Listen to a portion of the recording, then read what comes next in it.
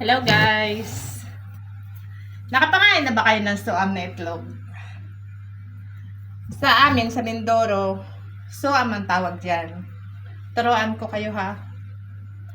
Pamalit yan sa ating mga nasa abroad, tayong mga OFW. Pwede yan pamalit sa noodles. Pag wala kang noodles, itlog lang, okay na.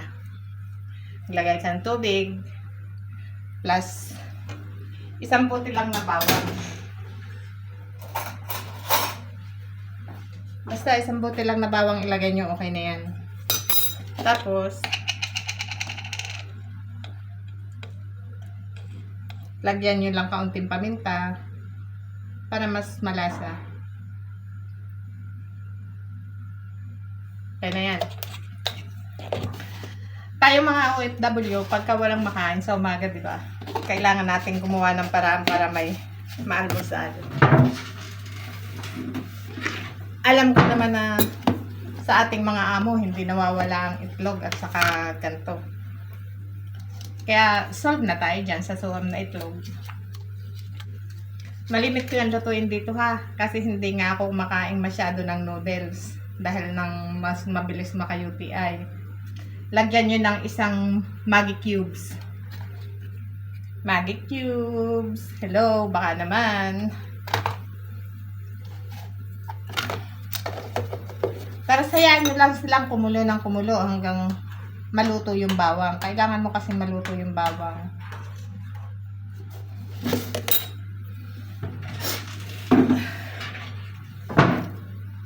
Tapos, lagay mo lang yung itlog ng ganyan. Huwag mong hahaluin ha, nang hindi mabasag yung pula ng itlog. Yung dilaw pala. Okay, yan.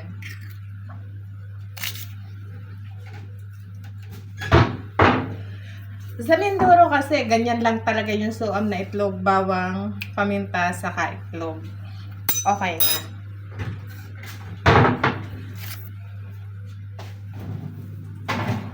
Pero dito sa ibang bansa, mayaman sa cheese, diga.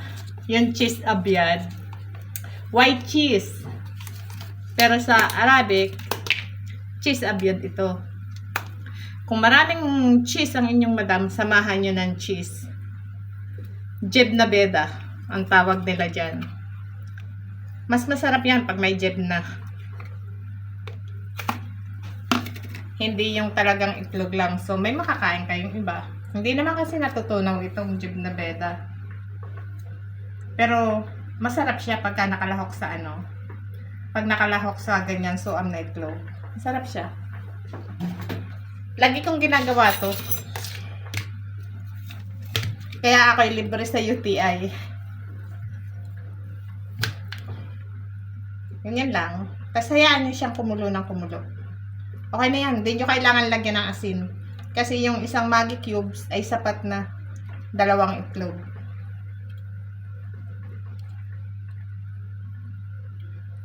Guys, masarap yan. Try nyo.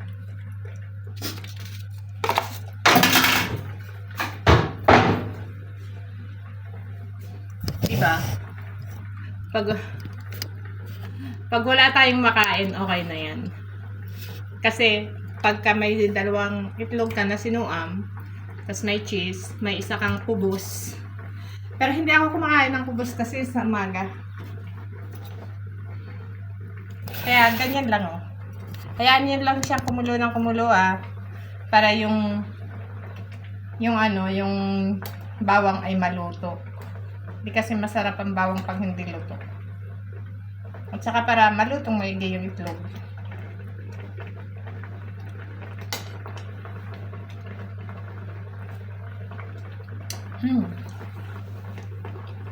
Masarap siya, promise. I-try nyo.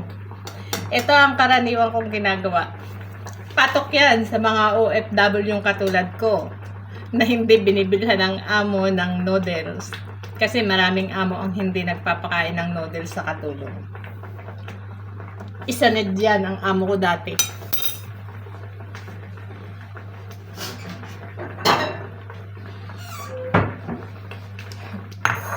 Sabi ng amo ko, nung malakas pa siya at wala pa siyang sakit, kumain na lang daw ako ng kanin or ng kahit ano with milk. Eh, hindi naman ako uminom ng gatas. Diyos ko, day. Kaya ito na lang ang ginagawa ko. Matagal ko na itong ginagawa dito sa ibang bansa. Kaya guys, try nyo na ha. Masarap yan.